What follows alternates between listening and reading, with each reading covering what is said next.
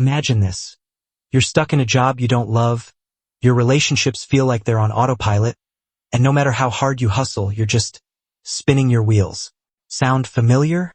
That's exactly the problem Stephen Covey tackles in The 7 Habits of Highly Effective People. This isn't just another self-help book that promises to change your life in 30 days. Nope.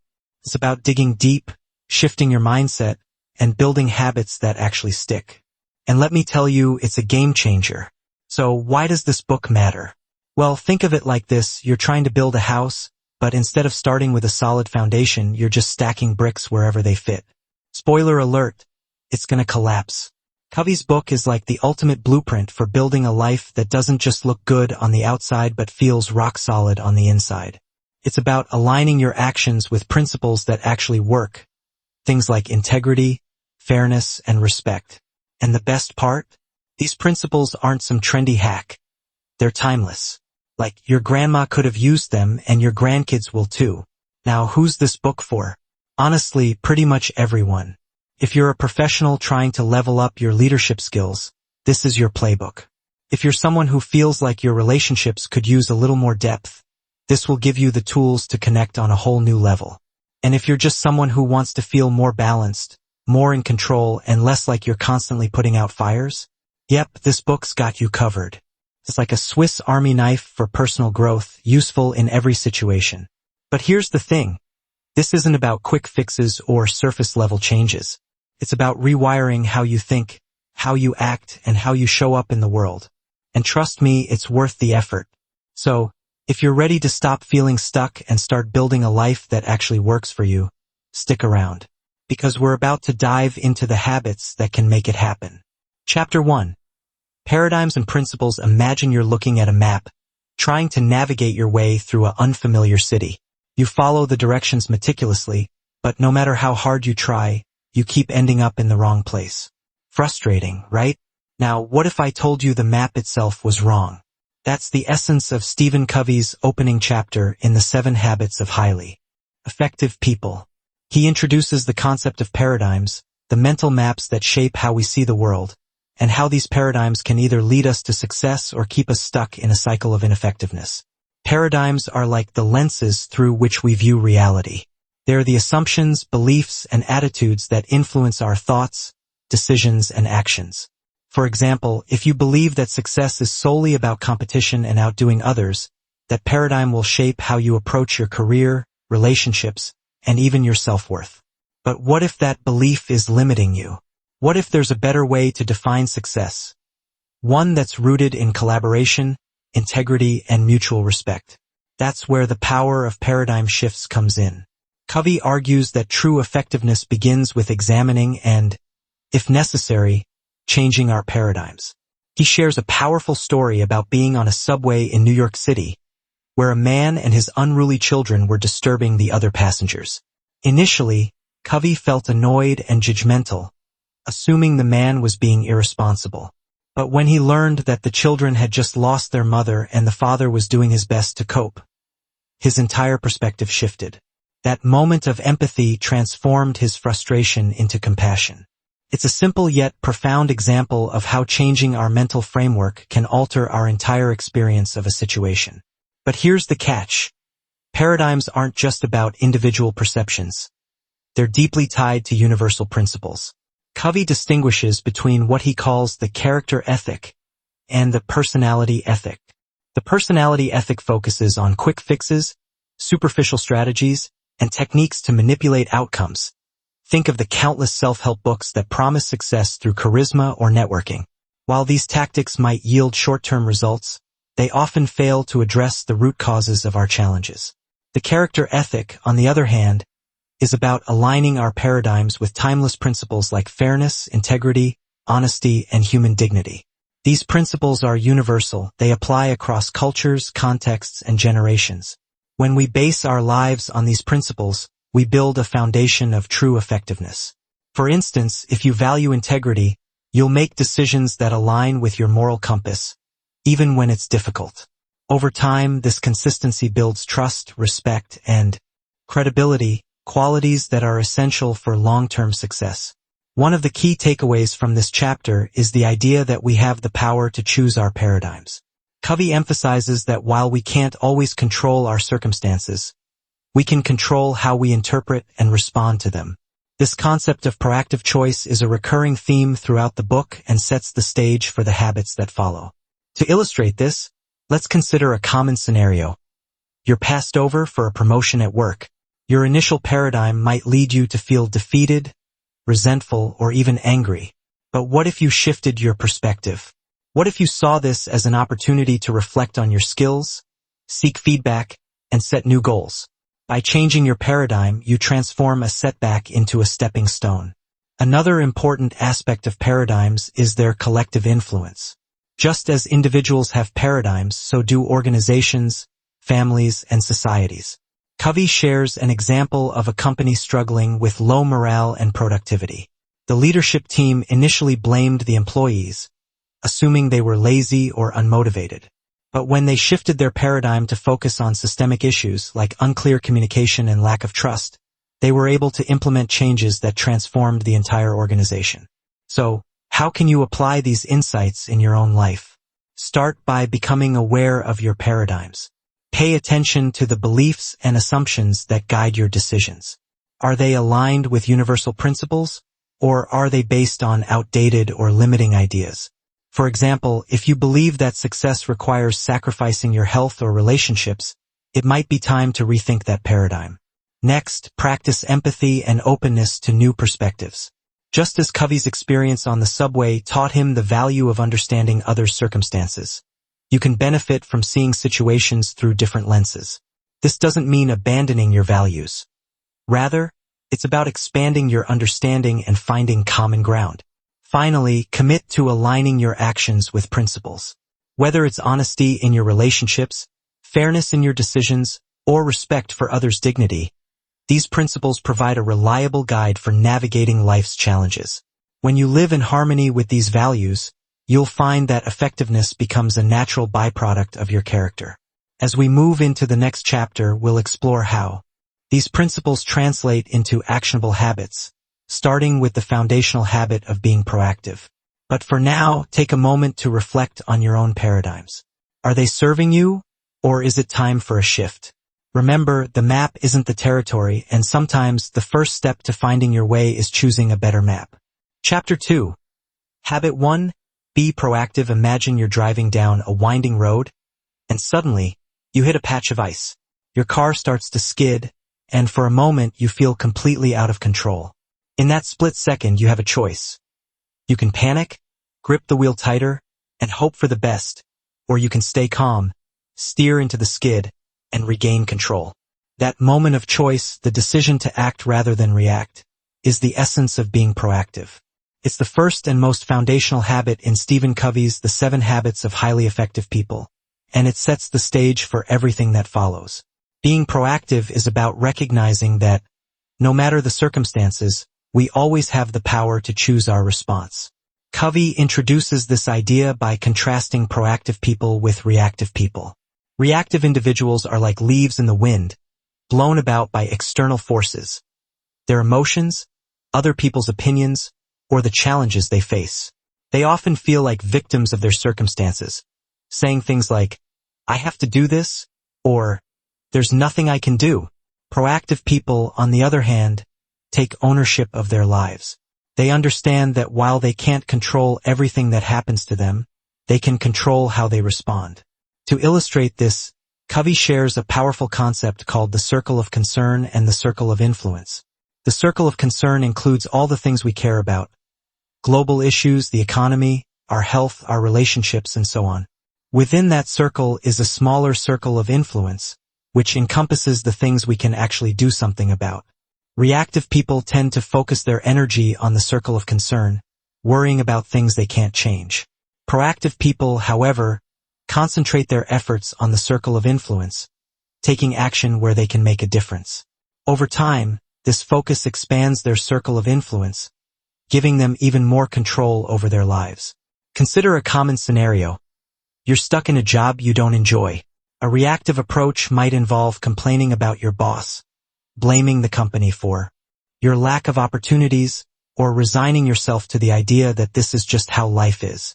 A proactive approach, however, would involve assessing your skills, seeking feedback, exploring new opportunities, or even taking steps to transition into a different career. By focusing on what you can control, you shift from being a passive observer of your life to an active participant. One of the most profound aspects of proactivity is the idea that our responses are rooted in our values, not our emotions. Covey emphasizes that between stimulus and response, there is a space, and in that space lies our power to choose. This concept is deeply tied to Viktor Frankl's experiences as a Holocaust survivor. Frankl observed that even in the most horrific circumstances, individuals could choose their attitude and find meaning in their suffering. This ability to choose is what makes us uniquely human, and it's the cornerstone of proactive behavior. Let's take a closer look at how this plays out in everyday life. Imagine you're in a heated argument with a colleague. Your initial reaction might be to defend yourself, lash out, or shut down. But if you pause and consider your values, perhaps you value respect, collaboration, or finding a solution, you can choose a more constructive response. Instead of escalating the conflict, you might say, "I can see this is important to you. Let's take a step back and figure out how we can work through this together." This shift from reaction to response not only defuses the situation but also strengthens your relationship. Another key aspect of proactivity is language. The words we use reflect our mindset. Reactive language, phrases like, "I can't," "I have to," or "if only," reinforces a sense of helplessness. Proactive language, on the other hand, emphasizes choice and responsibility. Instead of saying, "I have to go to work," you might say, "I choose to go to work because it supports my goals." This subtle shift in language can have a profound impact on how you perceive and approach your daily life. Proactivity also extends to how we handle setbacks and challenges. Covey shares the story of a man who lost his job during an economic downturn. Instead of blaming the economy or his employer, he took proactive steps to assess his skills, network with others, and explore new opportunities. Within a few months, he had not only found a new job but also transitioned into a more fulfilling career.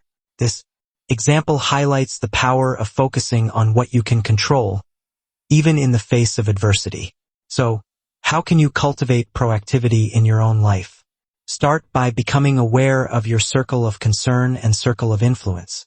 Take a moment to list the things you're worried about or frustrated by. Then, identify which of these fall within your control.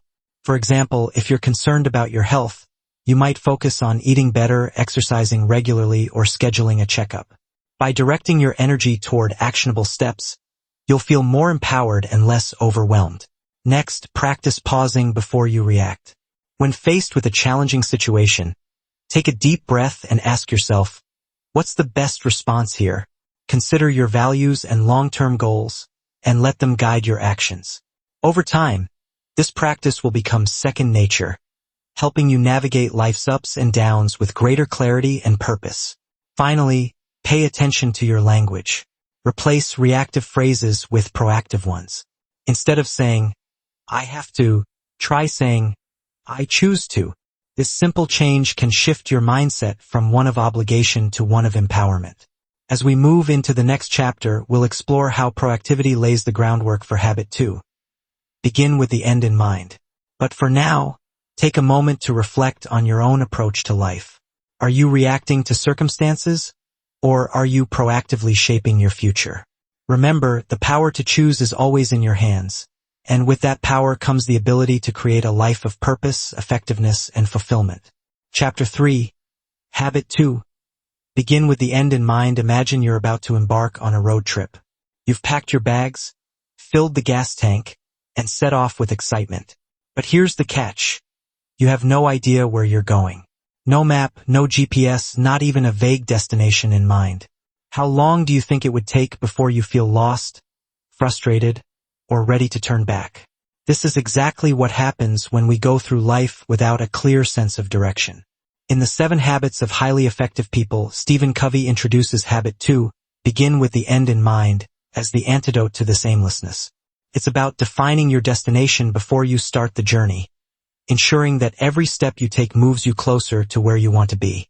At its core, begin with the end in mind is about vision.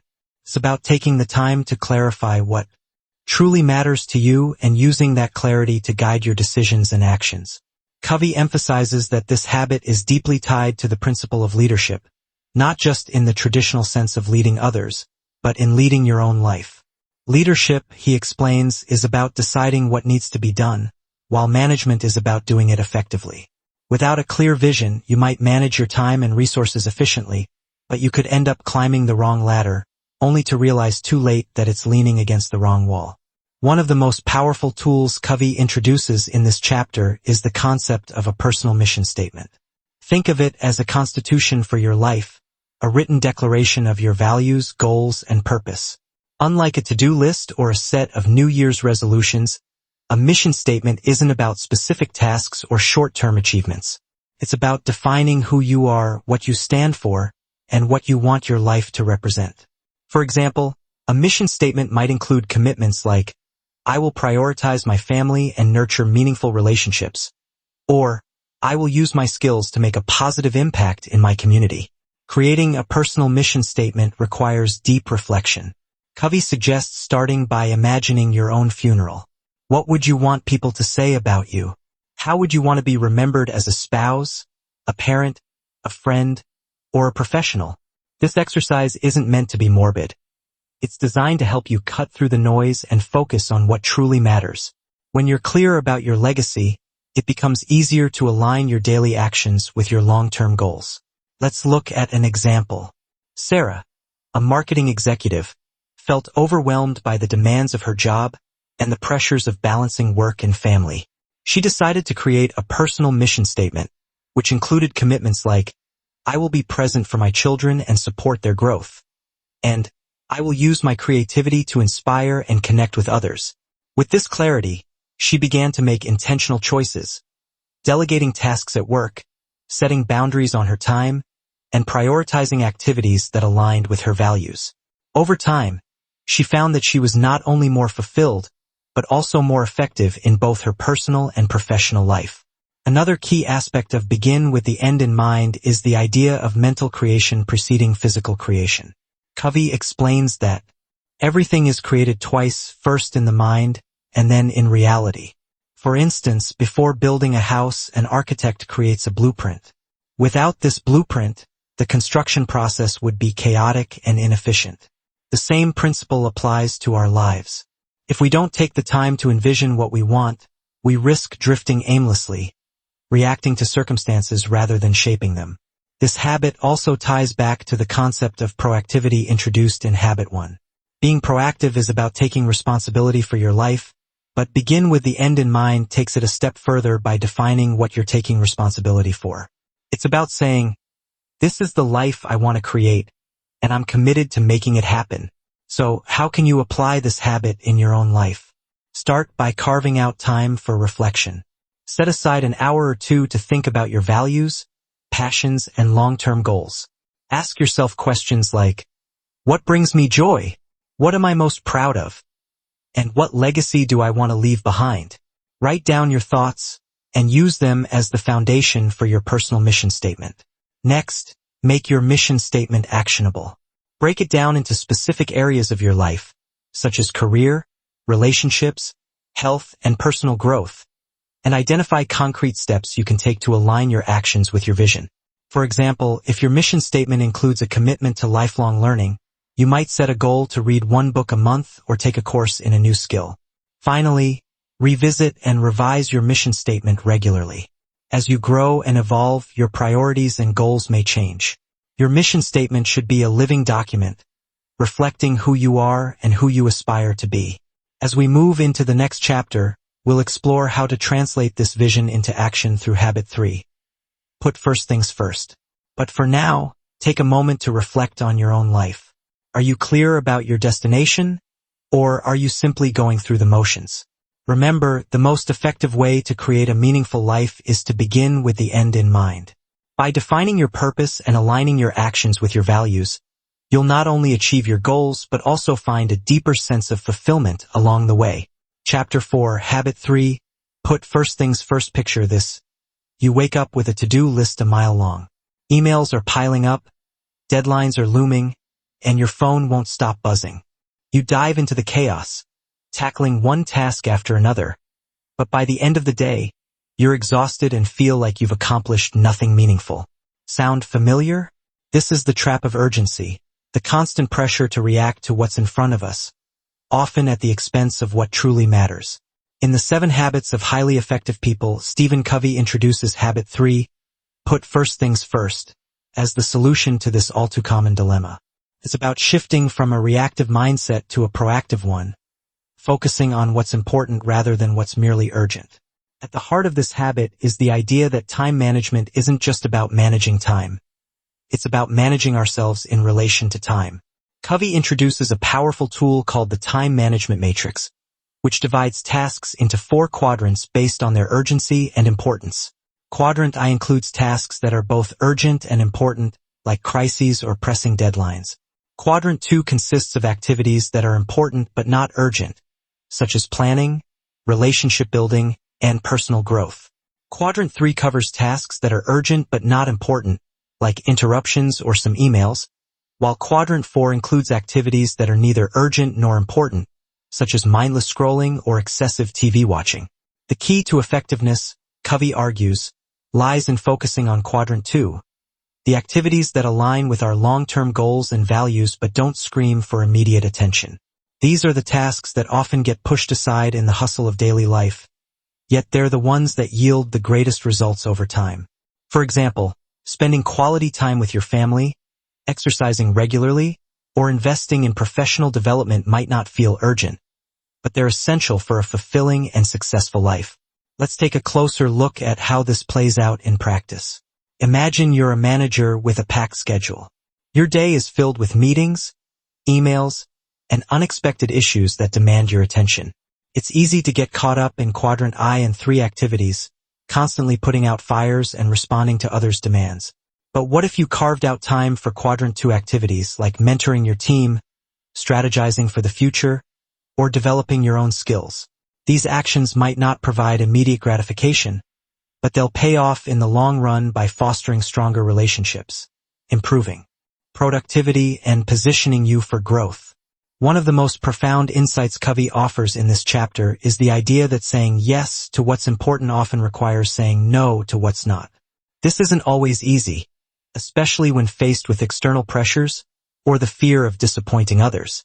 But as Covey explains, every time we say yes to something, we're implicitly saying no to something else. If we say yes to every request that comes our way, we're likely saying no to our own priorities.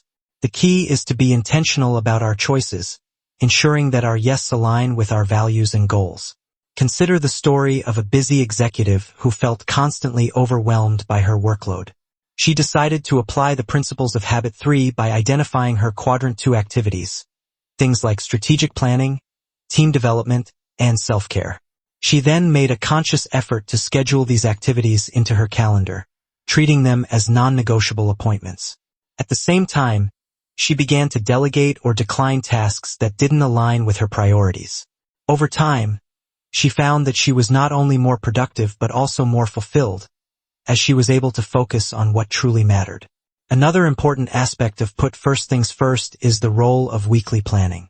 Covey suggests setting aside time each week to review your goals, identify your Quadrant 2 activities, and schedule them into your calendar. This approach shifts the focus from day-to-day urgency to long-term importance, helping you stay aligned with your vision. For example, if your goal is to improve your health, you might schedule regular workouts and meal prep sessions. If your goal is to strengthen your relationships, you might plan date nights or family outings. By making these activities a priority, you ensure that they don't get lost in the shuffle of daily life. So, how can you apply this habit in your own life? Start by identifying your Quadrant 2 activities. Take a moment to reflect on your long-term goals and values, and think about the actions that will help you achieve them. These might include things like exercising, learning a new skill, spending time with loved ones, or working on a passion project. Next, schedule these activities into your calendar. Treat them as important appointments that can't be canceled or rescheduled. If you're not used to prioritizing these tasks, it might feel uncomfortable at first, but over time it will become a natural part of your routine. Finally, practice saying no to tasks that don't align with your priorities. This might involve setting boundaries with colleagues, delegating responsibilities, or simply letting go of activities that don't add value to your life. Remember, every time you say yes to something unimportant, you're saying no to something that matters. As we move into the next chapter, we'll explore how these principles of prioritization and focus lay the groundwork for habit 4. Think win-win. But for now, take a moment to reflect on your own approach to time management. Are you spending your days reacting to what's urgent, or are you proactively focusing on what's important? By putting first things first, you'll not only achieve your goals but also create a life of purpose, balance, and fulfillment. Chapter 5. Habit 4. Think win-win. Imagine you're negotiating a deal, and both sides are digging in their heels. You want the best possible outcome for yourself, and so does the other party. The tension is palpable, and it feels like a zero-sum game. If you win, they lose, and vice versa. But what if there was another way? What if you could find a solution that benefits both of you, creating a sense of mutual respect and satisfaction? This is the essence of Habit 4. Think win-win, a mindset that transforms relationships and interactions from competitive battles into collaborative partnerships. At its core, Think win-win is about seeking mutually beneficial solutions in all aspects of life, whether it's in business, personal relationships, or even internal conflicts. Stephen Covey introduces this habit as a fundamental shift from the scarcity mentality, the belief that there's only so much to go around, to an abundance mentality, which recognizes that there's enough success, recognition, and resources for everyone. This shift is crucial because it changes how we approach interactions, moving from a focus on me to a focus on we. To understand the power of win-win, let's contrast it with other common approaches.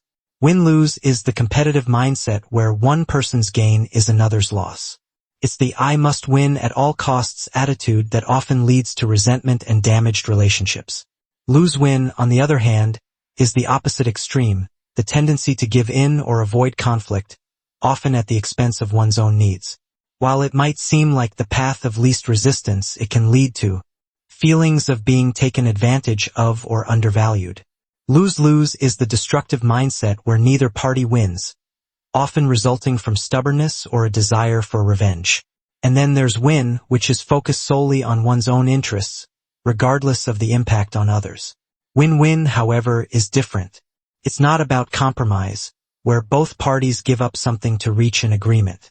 Instead, it's about finding creative solutions that fully satisfy both sides. Covey emphasizes that this approach requires a high degree of emotional maturity, the ability to balance courage, advocating for your own needs, with consideration, respecting the needs of others. It's about believing that the best outcomes arise when everyone feels heard, valued, and respected. Consider a workplace scenario where two team members are vying for the same promotion. A win-lose approach might involve undermining each other or competing for the boss's favor. A win-win approach, however, would involve open communication and collaboration. Perhaps they could discuss their strengths and goals and find a way to support each other's growth, whether that means sharing responsibilities, mentoring one another, or even exploring new opportunities within the organization. By focusing on mutual success, they not only strengthen their relationship, but also contribute to a more positive and productive work environment. Another powerful example of win-win thinking comes from the world of business partnerships. Covey shares the story of a company that was struggling with a key supplier. The supplier was demanding higher prices, while the company was pushing for lower costs. Instead of engaging in a tug-of-war, they decided to approach the situation with a win-win mindset. They held a series of meetings to understand each other's challenges and goals, and eventually, they developed a new pricing structure that included volume discounts and long-term commitments. This solution not only strengthened their partnership, but also led to increased profitability for both parties. So, how can you cultivate a win-win mindset in your own life? Start by examining your own approach to conflicts and negotiations. Are you focused solely on your own interests? Or are you actively seeking solutions that benefit everyone involved? Pay attention to your language and behavior. Are you listening to understand? Or are you listening to respond? Next, practice empathy and perspective taking. Before entering a negotiation or discussion, take the time to understand the other person's needs, concerns, and goals. Ask open-ended questions like, what's most important to you in this situation? Or what would a successful outcome look like for you? By showing genuine interest in their perspective, you create an atmosphere of trust and collaboration. Another key aspect of Think Win-Win is the importance of creating shared goals. When both parties are aligned around a common objective, it becomes easier to find solutions that satisfy everyone. For example, if you're working on a team project, take the time to clarify the team's vision and priorities. Encourage everyone to contribute their ideas and perspectives, and work together to develop a plan that leverages each person's strengths. Finally, be willing to explore creative solutions. Win-win thinking often requires thinking outside the box and challenging assumptions. For instance, if you're negotiating a contract, consider alternative terms or arrangements that might meet both parties' needs. If you're resolving a personal conflict, brainstorm ways to address both people's concerns without sacrificing what's important to either side. As we move into the next chapter, we'll explore how the principles of win-win thinking lay the groundwork for Habit 5. Seek first to understand, then to be understood. But for now, take a moment to reflect on your own approach to relationships and interactions. Are you focused on winning at all costs? Or are you seeking solutions that benefit everyone involved? By adopting a win-win mindset, you'll not only achieve better outcomes but also build stronger, more trusting relationships that stand the test of time. Chapter 6. Habit 5. Seek first to understand, then to be understood. Imagine you're in the middle of a heated argument with a close friend. You're both talking, but neither of you is really listening. You're so focused on getting your point across that you're not hearing what the other person is saying. Sound familiar? This is the trap of ineffective communication, a common scenario that leaves both parties feeling frustrated, misunderstood, and disconnected. In the 7 Habits of Highly Effective People, Stephen Covey introduces Habit 5, seek first to understand, then to be understood, as the key to breaking this cycle. It's about shifting from a mindset of speaking to be heard to one of listening to understand. Practice that transforms relationships and resolves conflicts at their root. At its core, this habit is about empathetic listening, the ability to truly understand another person's thoughts, feelings, and perspective before expressing your own. Covey explains that most of us listen with the intent to reply, not to understand. We're either preparing our response, filtering the conversation through our own experiences, or simply waiting for our turn to speak. This approach might feel natural, but it often leads to miscommunication, missed opportunities for connection, and unresolved conflicts. To illustrate the power of empathetic listening, Covey shares a simple yet profound analogy. Imagine going to the doctor with a health concern, and before you can even describe your symptoms, the doctor writes a prescription and sends you on your way. You'd likely feel dismissed, frustrated, and unlikely to trust the doctor's advice. Yet, this is exactly how many of us approach conversations. We jump to solutions or judgments without taking the time to truly understand the other person's situation. Empathetic listening, on the other hand, is like diagnostic listening. It's about seeking to understand the other person's reality, emotions, and needs before offering advice or sharing your own perspective. This approach requires patience, openness, and a genuine desire to connect. It's not about agreeing with the other person or solving their problem. It's about validating their experience and making them feel heard. Consider a workplace example. A team member comes to you frustrated about a project that's behind schedule. Instead of immediately offering solutions or pointing out what went wrong, you take the time to listen. You ask open-ended questions like, what's been the biggest challenge for you? Or, how has this situation impacted your work? By showing empathy and understanding, you create a safe space for them to express their concerns. This not only helps you gain valuable insights but also strengthens your relationship and builds trust.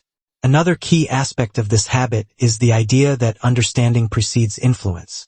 Covey emphasizes that people are far more likely to be open to your ideas and perspectives if they feel understood first. This principle is particularly important in leadership, parenting, and any situation where you're trying to guide or influence others. For example, if you're a parent trying to help your child with a problem, starting with empathetic listening rather than lecturing or imposing your solution, can make all the difference. When your child feels heard and understood, they're more likely to be receptive to your guidance. So, how can you practice empathetic listening in your own life? Start by becoming aware of your listening habits. Pay attention to whether you're truly listening to understand or simply waiting for your turn to speak. Notice if you're interrupting, judging, or jumping to conclusions. Next, practice the art of reflective listening. This involves paraphrasing or summarizing what the other person has said to ensure you've understood them correctly. For example, you might say, "It sounds like you're feeling overwhelmed because the project deadlines are tight and you're not getting the support you need. Is that right?" This not only shows that you're paying attention, but also gives the other person an opportunity to clarify or expand on their thoughts. Another important aspect of empathetic listening is paying attention to nonverbal cues. Body language, tone of voice, and facial expressions often convey more than words alone. By tuning into these signals, you can gain a deeper understanding of the other person's emotions and intentions. Finally, be patient and present. Empathetic listening requires giving the other person your full attention, free from distractions or interruptions. Put away your phone, make eye contact, and focus on the conversation. This level of presence not only enhances understanding but also communicates respect and care. As we move into the next chapter, we'll explore how the principles of empathetic listening lay the groundwork for Habit 6. Synergize. But for now, take a moment to reflect on your own communication habits. Are you truly listening to understand, or are you focused on being understood? By seeking first to understand, you'll not only improve your relationships but also create a foundation for deeper connection, trust, and collaboration. Chapter 7. Habit 6. Synergize. Imagine you're part of a team working on a complex project. Each member brings their own skills, experiences, and perspectives to the table. At first, the differences seem like obstacles. Conflicting ideas, competing priorities, and misunderstandings create tension. But then something shifts. Instead of seeing these differences as barriers, the team begins to view them as strengths. They start to collaborate in a way that feels almost magical, generating ideas and solutions that none of them could have come up with alone. This is the power of synergy, the sixth habit in Stephen Covey's The 7 Habits of Highly Effective People. It's about valuing differences and leveraging them to create outcomes that are greater than the sum of individual efforts. At its core, synergy is about creative cooperation. It's the idea that when people with diverse perspectives and skills come together in a spirit of openness and mutual respect, they can achieve extraordinary results.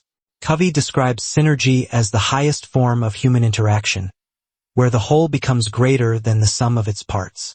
This concept is rooted in the belief that differences are not something to be feared or avoided, but rather something to be embraced and celebrated.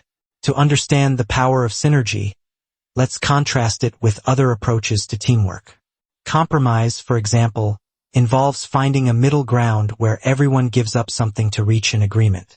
While compromise can be useful in certain situations, it often results in outcomes that are less than ideal for everyone involved.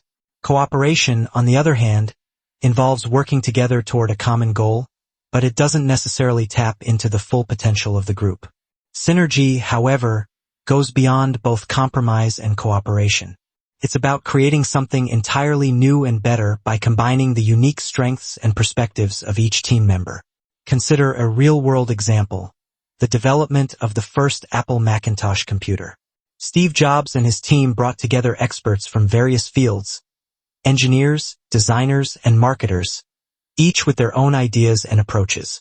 Instead of forcing everyone to conform to a single vision, Jobs encouraged open dialogue and creative collaboration. The result was a groundbreaking product that revolutionized the personal computer industry. This is synergy in action, a process that transforms individual contributions into something extraordinary. Another powerful example of synergy comes from nature. Covey often uses the metaphor of a forest to illustrate this concept. In a forest, different species of plants and animals coexist in a complex web of relationships. Each organism plays a unique role, and together, they create an ecosystem that is far more resilient and productive than any single species could achieve on its own. Similarly, in a synergistic team, each member's unique strengths and perspectives contribute to a dynamic and innovative environment. So, how can you cultivate synergy in your own life? Start by embracing diversity. Recognize that differences in opinions, backgrounds, and experiences are not obstacles but opportunities for growth. When you encounter a differing viewpoint, resist the urge to dismiss or defend. Instead, approach it with curiosity and openness, asking questions like, "What can I learn from this perspective?" Or, "How can we combine our ideas to create something better?" Next, foster a culture of trust and respect. Synergy thrives in an environment where people feel safe to express their ideas and take risks. As a leader or team member, you can create this environment by modeling vulnerability, actively listening to others, and valuing each person's contributions.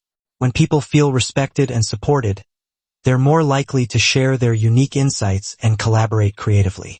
Another key aspect of synergy is the willingness to let go of control. Covey emphasizes that synergy requires a shift from a mindset of my way or the highway to one of our way. This means being open to new ideas, even if they challenge your assumptions or preferences. It also means being willing to experiment and take risks, knowing that the process of collaboration itself can lead to unexpected and innovative outcomes. Finally, focus on the bigger picture. Synergy is about achieving shared goals that benefit everyone involved. When you're working with a team, take the time to clarify your collective vision and priorities.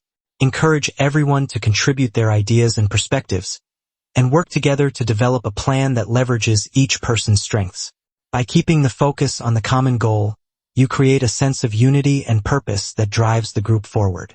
As we move into the next chapter, we'll explore how the principles of synergy lay the groundwork for Habit 7. Sharpen the saw. But for now, take a moment to reflect on your own approach to teamwork and collaboration.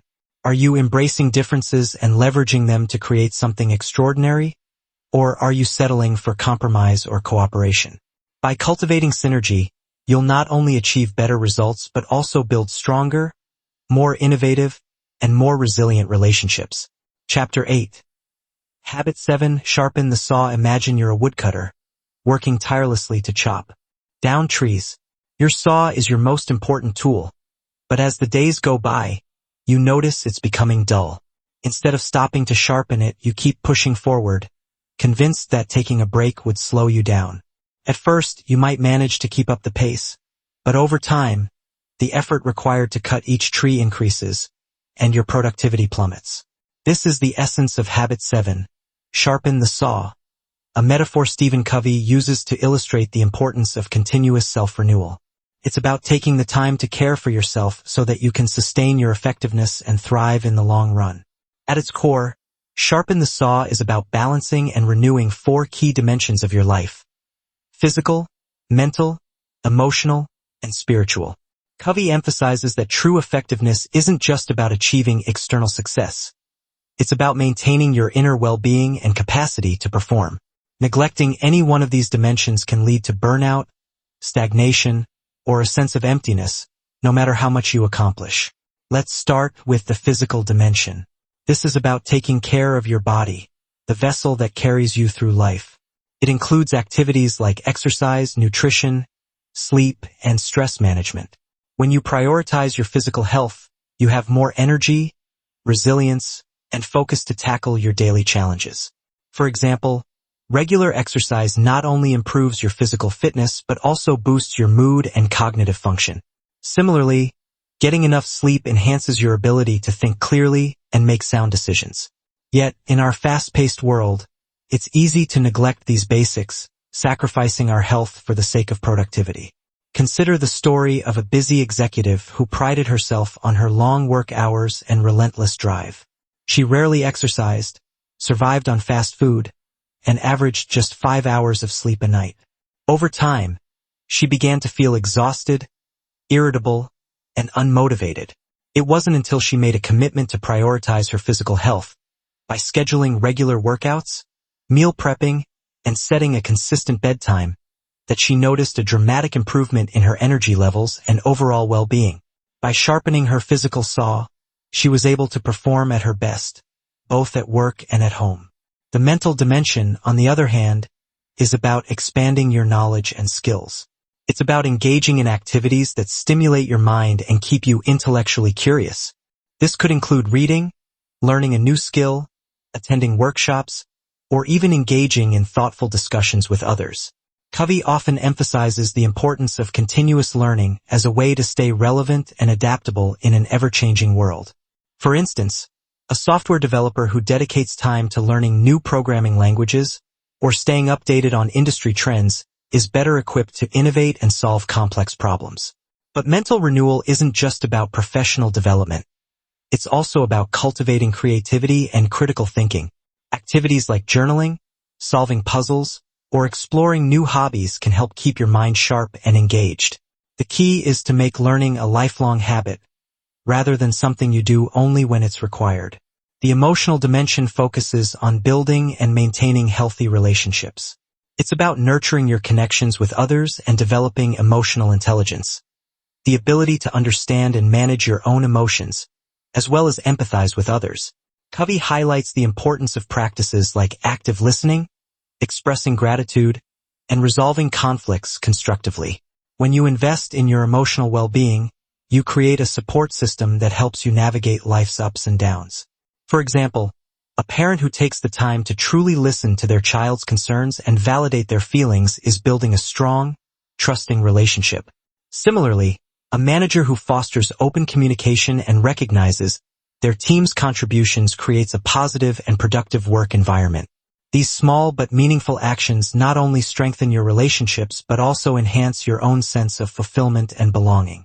Finally, the spiritual dimension is about connecting with your inner self and finding a sense of purpose. It's about aligning your actions with your values and beliefs, and cultivating a sense of meaning in your life. This could involve practices like meditation, prayer, spending time in nature, or engaging in activities that bring you joy and fulfillment. Covey often speaks of the importance of having a personal mission statement, a clear vision of what matters most to you and how you want to live your life. Consider the story of a teacher who felt burned out and disconnected from her work. She decided to take a step back and reflect on why she had chosen this profession in the first place.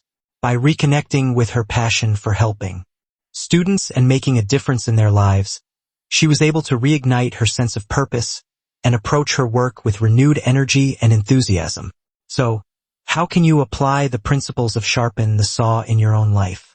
Start by assessing your current state in each of the 4 dimensions. Are you taking care of your physical health? Are you engaging in activities that stimulate your mind? Are you nurturing your relationships and emotional well-being? Are you connecting with your inner self and living in alignment with your values? Next, create a plan for renewal in each dimension. This could include setting specific goals, such as exercising 3 times a week, reading 1 book a month, scheduling regular date nights with your partner, or dedicating time each day to meditation or reflection. The key is to make these activities a priority, rather than something you do only when you have time. Finally, remember that self-renewal is an ongoing process, not a one-time event. Just as a saw needs to be sharpened regularly to remain effective, so do you. By making self-care and personal growth a consistent part of your life, you'll not only enhance your own well-being but also increase your capacity to contribute to others and achieve your goals. As we conclude this chapter, take a moment to reflect on your own habits of self-renewal. Are you taking the time to sharpen your saw, or are you pushing yourself to the point of burnout? By investing in your physical, mental, emotional, and spiritual well-being, you'll build the resilience and energy needed to thrive in all areas of your life. And as we move into the final chapter, we'll explore how these habits come together to create a life of true effectiveness and fulfillment. Imagine you've been handed a map to a treasure chest, but instead of gold or jewels, it's filled with something far more valuable, principles that can transform your life. That's what the 7 Habits of Highly Effective People is all about. After diving deep into each habit, the book wraps up with a powerful conclusion. True effectiveness isn't about quick fixes or surface-level hacks. It's about aligning your habits with timeless principles, things like integrity, fairness, and respect, and focusing on building your character from the inside out. It's like building a house on a rock-solid foundation instead of shifting sand. Sure, it takes more effort up front, but it's the only way to create something that lasts. So, how do you actually put these habits into practice? Let's break it down. The first 3 habits, be proactive, begin with the end in mind, and put first things first, are all about self-mastery. They're like the roots of a tree, grounding you and helping you take control of your life. Once you've got that foundation, you move on to the next 3 habits. Think win-win, seek first to understand, then to be understood, and synergize. These are about interdependence, or how you interact with others. It's like the branches of the tree, reaching out and connecting with the world around you. Finally, there's habit 7, sharpen the saw, which is all about continuous improvement. Think of it as the water and sunlight that keep the tree growing strong and healthy. But here's the thing.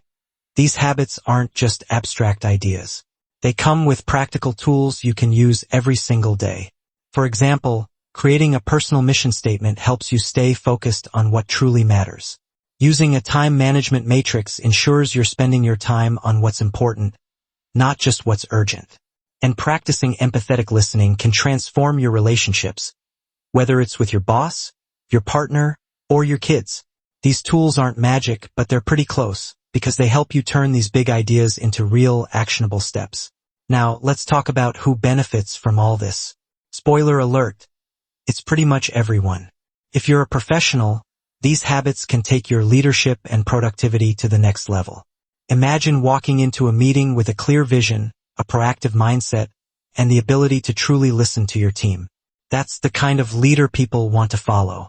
If you're an individual looking to grow, these habits can help you become more self-aware, improve your relationships, and find a deeper sense of fulfillment.